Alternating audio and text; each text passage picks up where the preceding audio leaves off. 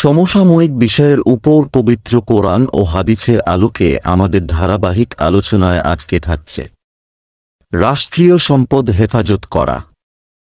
রাষ্ট্রীয় সম্পদের নিরাপত্তায় সজাগ থাকা প্রতিটি মুসলমানের দায়িত্ব।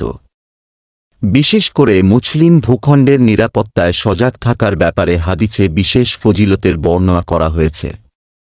সালমান রাদিয়াল্লাহু তাআলা আনহু থেকে বর্ণিত, আমি রাসূল সাল্লাল্লাহু আলাইহি ওয়াসাল্লাম কে বলতে শুনেছি, যে ব্যক্তি আল্লাহর রাস্তায় একদিন এবং এক রাত সীমান্ত পাহারায় রত থাকে তার জন্য 1 মাস ছাওম পালন করার এবং রাত জেগে ইবাদতের ছোয়াব রয়েছে।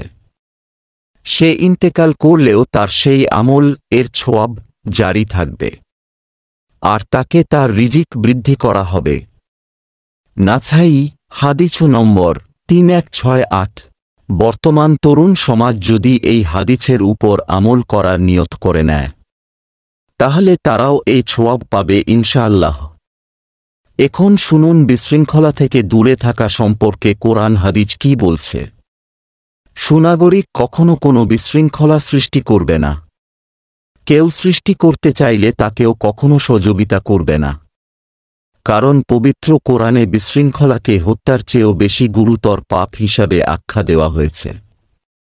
মহান আল্লাহ বলেন, ফিতনা বিশৃঙ্খলা হত্যার চেয়ে গুরুতর। সূরা বাকারা আয়াত 191। এখন যারা বিশৃঙ্খলা সৃষ্টি করছে তাদের রুখে দেওয়া আমাদের সবার দায়িত্ব। অন্যায়ের প্রতিবাদ করা সম্পর্কে আল্লাহ বলেন, তোমরাই সর্বোত্তম উম্মত। মানবজাতির কল্যাণের জন্য তোমাদের উদ্ভব ঘটানো হয়েছে। তোমরা সত্য কাজের আদেশ করবে ও অসত্য কাজে নিষেধ করবে এবং আল্লাহর প্রতি বিশ্বাস স্থাপন করবে। সূরা আলে ইমরান আয়াত 110।